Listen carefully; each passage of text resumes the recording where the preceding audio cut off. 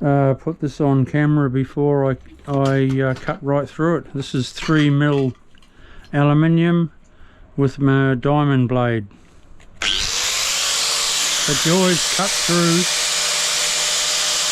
plastic at the same time.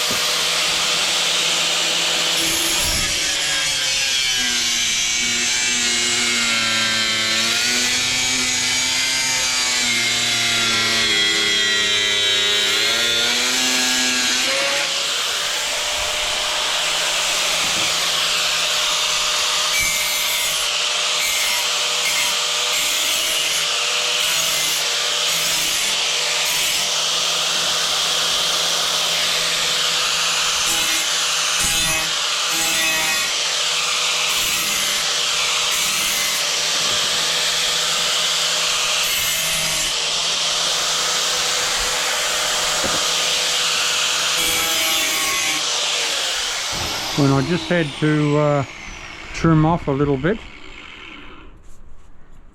for the doorway,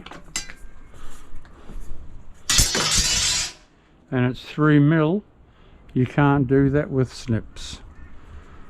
A grinder blade comes in so handy, DIYs, for everything. See you soon.